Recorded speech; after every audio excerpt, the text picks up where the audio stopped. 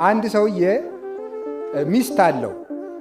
ደግሞ ሌላ ሴት ደግሞ በሌላ ግብር ይመኝና እባክሽን ፈቃዴን ፈጽሚልኝ ይላታል። እምቢ ትለዋለች። ታው እግዚአብሔር ይፈርድብናል ትለዋለች። እምቢ ትለዋለች። ሲያስቸግራት በል በዚህ ቀን አለች።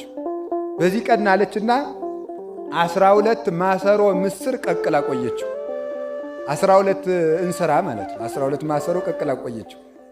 ኋላ በይ መጥቻለሁ እንግዲህ ፈቃዳችንን ፈጽም ሲላት ቆይ ፊት ምሳ እንብላ አለች። ምሳ እንብላ ስትለው እሺ ብሎ አንዱ ካንዱ ማሰሮ ጥቂት ምስር ወጣና ቀመሱና ከዚያ ተመልከቱ ደግሞ ቆይ ሆዱ ሳይሞላ ደግሞ አንሺ ብላ ሰራተኛይቱን ደግሞ እዚያኛው አውጡ መቅመስ ደግሞ ሳይጠግብ እዚያኛው ማሰሮ ደግሞ አምጡ። ምን ዝም ብላችሁ የመጀመሪያውን አንበላም? ያው ምስር ወይ ሌላ ነገር አታመጡ። 12 ሁሉ ያው ምስር እስቲ ያው ምስር በሉ። ከዚያ ምን አለ መሰላችሁ? አይ ከማሁ ተፈጥሮ ተለኩላ አንስት፣ እንደዚሁ ሁሉ የሁሉም ሴት ተፈጥሮ እኮ አንድ ነው። ሞኙ ሚስትን ጥለ ለምን መጣህ?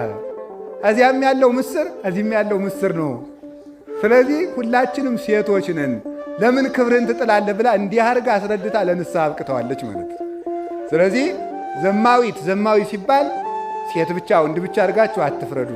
አሁን ተግባብተናል አይደል? እሺ እግዚአብሔር እንዲገባን ያደርግልን ማለት ነው። ስለዚህ ምን ማለት ነው? ከዘማዊት ከንፈር ማር ይንጠበጠባል ያለ ዘማዊ የተባለ መናፍቅ አስመሳይ መምህር ነው ብያቸዋለሁ።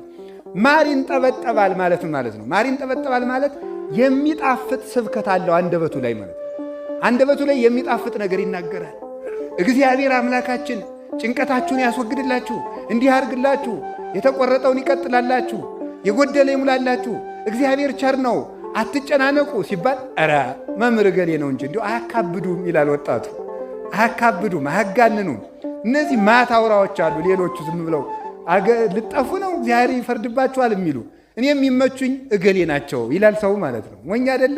በዚያው እያታለለ በሬን በጨው እያታለሉ እንደሚያርዱት በሚጣፍጥ ንግግራቸው እያታለሉ የቤተ ክርስቲያን ስርዓት የሚንዱ ሰባኪዎች አሉ። ይህንን ነው ማስተዋል የሚገባችሁ። እግዚአብሔር አስተዋይ ልቡና ይስጠን። ስለዚህ ተመልከቱ፣ የክርስቶስን ስም የጠራ ሁሉ፣ የመድኃኔዓለምን መስቀል የያዘ ሁሉ፣ ጭራ ቆብ ጭራ ቀሚስ ያደረገ ሁሉ፣ ካባ የደረበ ሁሉ መምህር አይደለም። በኃጢአት ከሆነ እኔ ራሴም እዚህ ቀርቶ ከግቢው መግባት አይገባኝም። በኃጢአት ከሆነ ግን አሁን አንተ ማን ሆነህ ነው ሐሰተኞችን ለይታችሁ ሐሰተኛ ባይታውያንን፣ ሐሰተኛ መነኮሳትን፣ ሐሰተኛ መምህራንን፣ ሐሰተኛ ካህናትን፣ ሰባኪዎችን ለዩ የምትለን አንተ ምን ሆነህ ነው ብትሉኝ፣ እኔ በሃይማኖቴ ነውር የለብኝም። በሥርዓተ ቤተ ክርስቲያን ልጠየቅ፣ በኃጢአቴ አዋጥ ነኝ። እኔም በግል ኃጢአታቸው አልነቀፍኳቸውም። አስተውላችሁ ያዙልኝ ማለት የግል ኃጢአቱን ሁሉም ሰው ይወድቃል፣ ይነሳል፣ ንስሐ ይግባበት። ግን ለሕዝብ አብነት እየሆነ ክፋት የሚያስጥስ ሥርዓተ ቤተ ክርስቲያንን የሚጥስ የመነኮሳትን ሥርዓት የሚያሰድብ ያለ ቅዱሳን አበው መንገድ የሚመጣ ካለ በበር የማይገባ ሌባ ነው። እስኪ በሉ በበር የማይገባ በሉ። ምንድን ነው እሱ? ሌባ ነው። ሥርዓት በር አለው፣ አጥር አላት ይቺ ቤተ ክርስቲያን። ምንኩስናው ሥርዓት አለው፣ ቤትውናው ሥርዓት አለው፣ ቅስናው ሥርዓት አለው፣ ስብከቱ ሥርዓት አለው። ያለ ሥርዓት የቤተ ክርስቲያን ሰሪ መሪ ሕዝብ ሊጠፋ ሲል የየግሉን መምሪያ ያበጃል ብያቸዋለሁ።